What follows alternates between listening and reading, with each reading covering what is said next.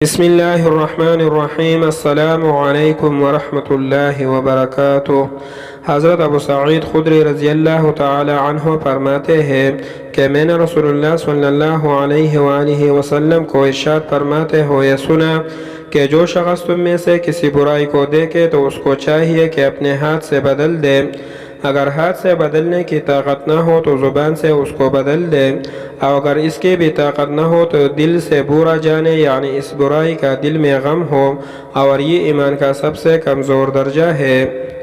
حضرت نعمان بن بشیر رضی اللہ تعالی عنہما فرماتے ہیں کہ رسول اللہ صلی اللہ علیہ وآلہ وسلم نے ارشاد فرمایا، اس شخص کی مثال جو اللہ تعالیٰ کا فرمان بردار ہے اور اس شخص کی جو اللہ تعالیٰ کا نافرمان ہے، ان لوگوں کی طرح ہے جو ایک پانی کے جہاز پر سوار ہو، قرا سے جہاز کی منزلیں مقرر ہو گئی ہو کہ بعض لوگ جہاز کے اوپر کے حصے میں ہو اور بعض لوگ نیچے کے حصے میں ہو۔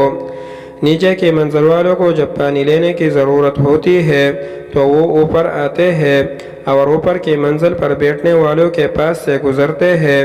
انہوں نے سوچا اگر ہم اپنے نیچے کے حصے میں سوراخ کر لیں تاکہ اوپر جانے کی بجائے سوراخ سے ہی پانی لے لیں اور اپنے اوپر والوں کو تکلیف نہ دے تو کیا ہی اچھا ہو۔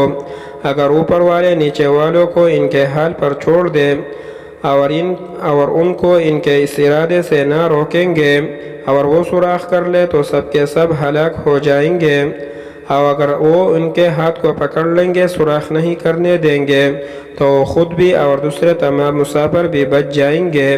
فائدہ: اس حدیث میں دنیا کی مثال ایک جہاز سے دی گئی ہے جس میں سوار لوگ ایک دوسرے کی غلطی سے متاثر ہوئے بغیر نہیں رہ سکتے۔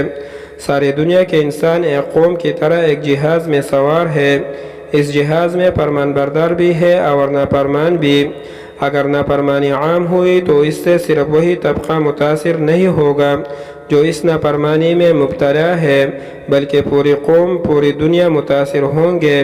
اس لیے انسان معاشرے کو تباہی سے بچانے کے لیے ضروری ہے کہ اللہ تعالیٰ کی نافرمانی کو روکا جائے۔